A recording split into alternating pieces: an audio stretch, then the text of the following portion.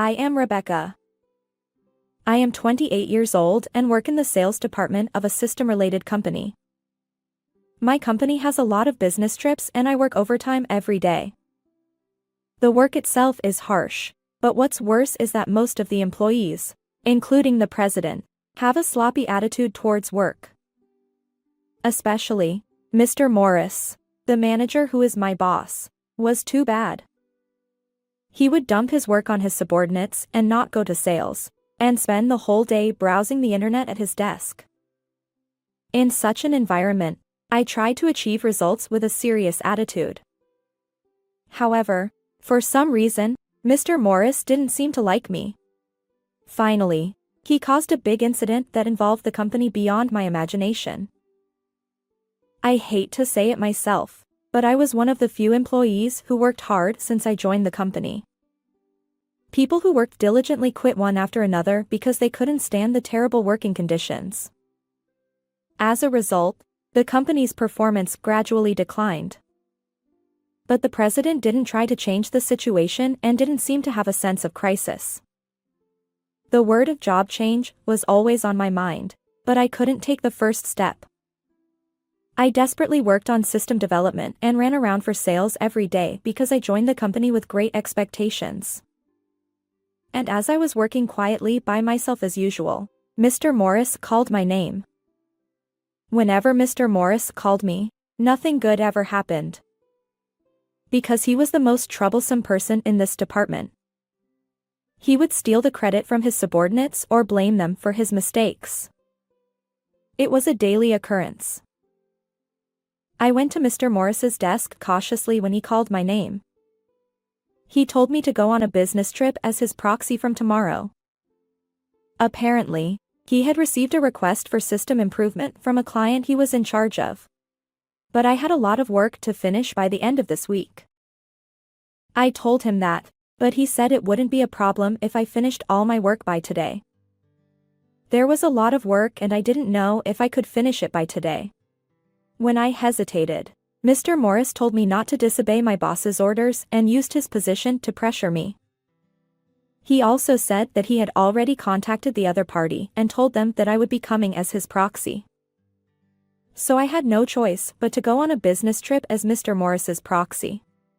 I couldn't afford to inconvenience the other party, so I reluctantly agreed. Then he smiled triumphantly and told me to listen to him obediently from the beginning. That day, I worked until late at night and somehow finished my work and headed to the destination the next day. The person in charge of the client company was a very successful salesman who had a good reputation. As soon as I reviewed the system and made changes to make it easier to use, he was very satisfied and praised me for my excellent work. I've asked your company to review the system before, but I've never seen anyone as talented as you, Rebecca! He complimented me so much that I was happy. I was hardly ever appreciated for my work in the company, so I was so happy that I teared up. The client manager who saw me introduced me to someone. She was someone who might have a big impact on my future life. She told me to think about it and gave me her contact information. And 3 days later, when I returned from the business trip, exhausted and worn out, I saw a shocking sight. My desk was gone. I couldn't comprehend the situation and stood there dumbfounded. Mr. Morris came up to me with a smirk on his face. He told me not to come into the company as an outsider. I was too tired from the business trip and the daily overtime to think clearly. I asked Mr. Morris, who was still yelling at me to get out, what was going on. He said, "You didn't come to the company for 3 days, but you came back now. How dare you suddenly slack off your work? Do you think you can get away with it? We don't need useless employees like you. You're done." I didn't understand what he meant, and I asked him why I was slacking off when he asked me to go on a business trip.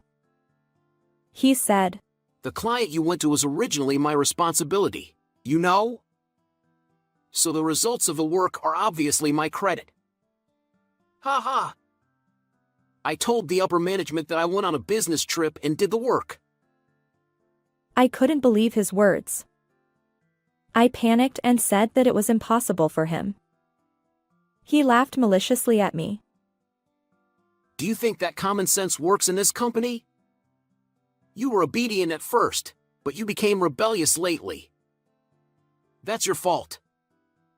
We don't need subordinates who don't listen to their boss. I felt dizzy from his words. I worked hard every day, but this was too much. I started to tremble with anger at his outrageous behavior. He continued arrogantly.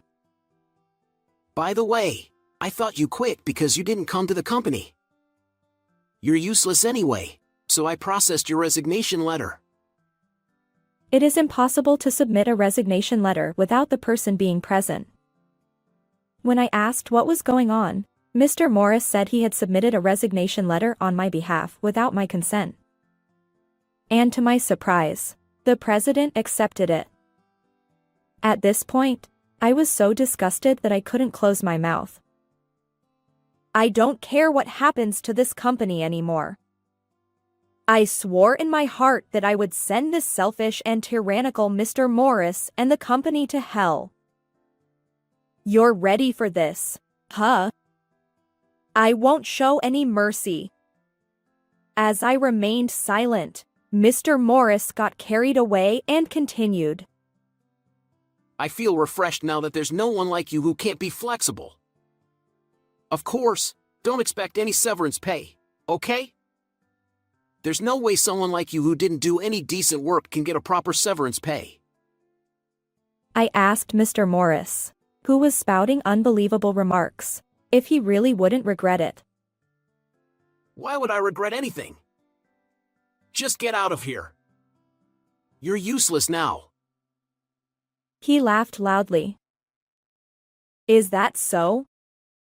Then I'll ruin this company. When I said that, Huh? he looked puzzled and couldn't understand. Hey, did you go crazy after becoming unemployed all of a sudden? There's no way you have that kind of power. He yelled at me. You'll regret it for sure, I said and left the company. And I headed to a major system company with my feet. It was a company run by a close friend of the manager I met at the business trip destination that Mr. Morris ordered me to go 3 days ago. I called the contact number I received from the manager. Then, a female president with a crisp voice answered me. When I explained the situation, she invited me to the company and talked to me in person. And I told her what happened at the company. She was very angry at the terrible response of the company. And she made me an offer and told me a surprising fact. A few months later, I woke up to the sound of my cell phone ringing many times in the morning. When I checked the call history, it was from my former workplace where I was fired. There were already more than 30 missed calls on my cell phone, and when the phone rang again, I reluctantly answered it. Then, Hey, what the hell is going on? I heard Mr. Morris's voice shouting at me. What is it? I think I have nothing to do with your company anymore? I answered with annoyance, and Mr. Morris seemed confused and started talking without any coherence. This morning, the president suddenly said that this company was going to be acquired.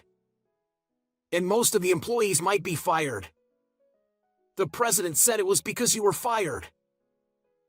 When I heard that, I laughed out loud as I expected. Mr. Morris got angry and asked me why I was laughing.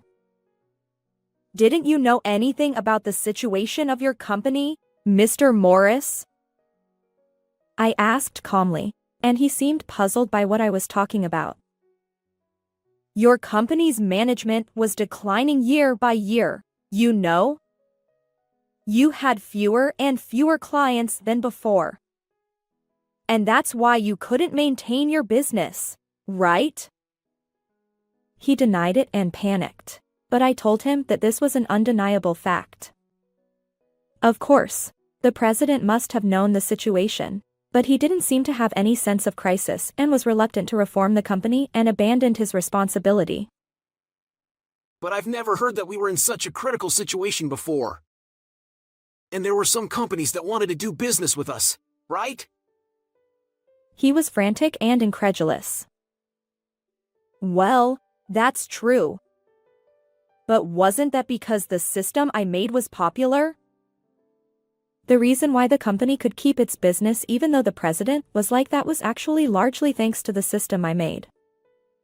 By introducing the system, a lot of waste was reduced and the work was improved, and it was well received by many companies, and it contributed greatly to the company's sales.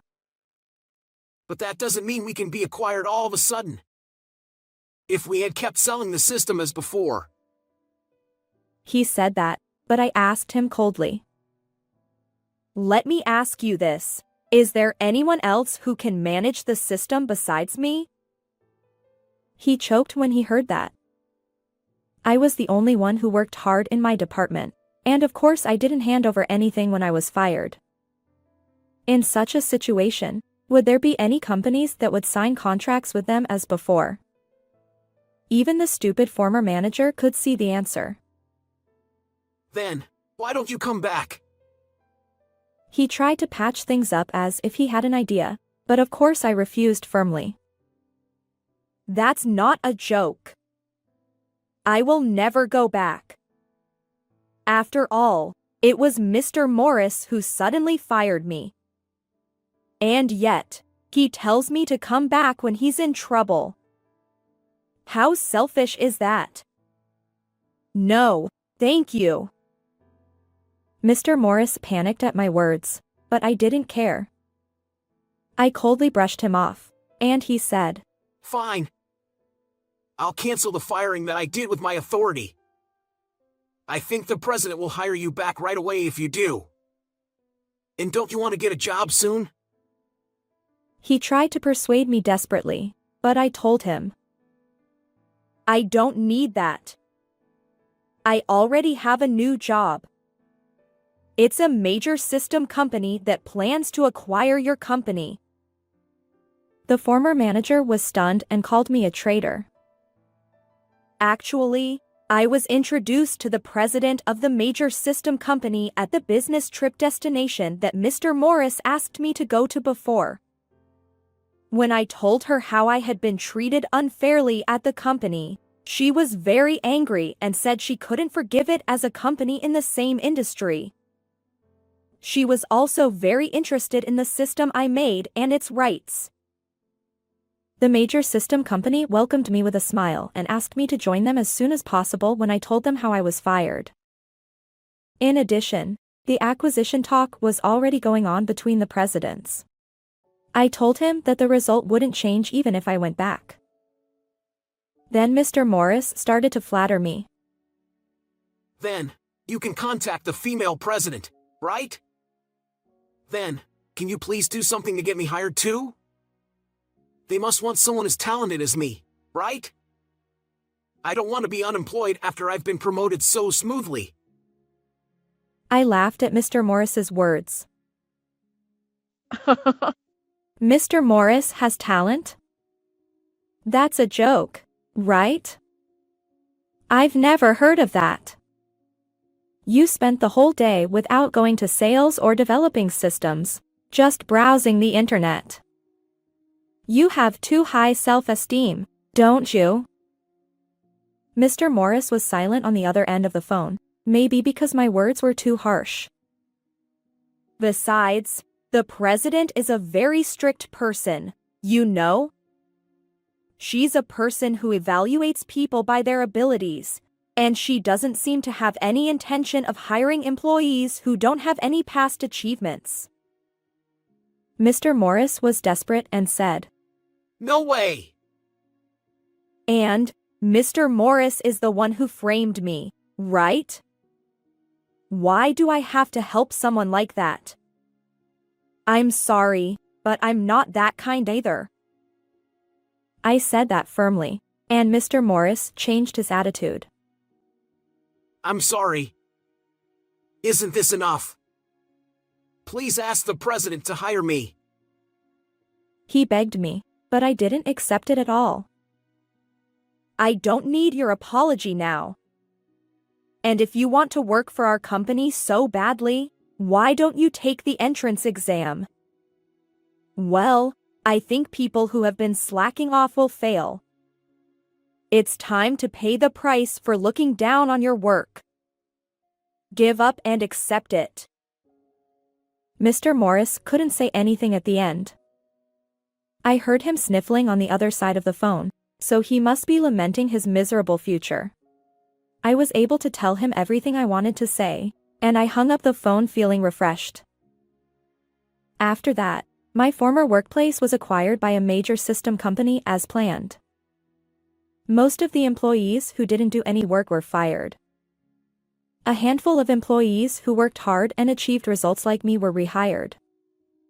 Mr. Morris also tried to stick around, but of course he had no achievements or results and was fired as well. He lost his job suddenly and panicked to find a new one, but he lacked the experience and knowledge to get a job in the same system industry. He ended up having to live on day labor jobs.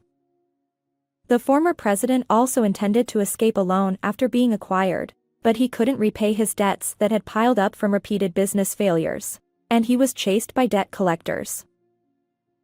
On the other hand, I got along with my new workplace and was able to work in a much better environment than before. If Mr. Morris hadn't forced me to go on a business trip at that time, I wouldn't have met this wonderful connection, so I'm grateful to him for that. I want to keep working hard and contribute to the new company. How did you like this story? Please also subscribe to our channel. See you in the next video.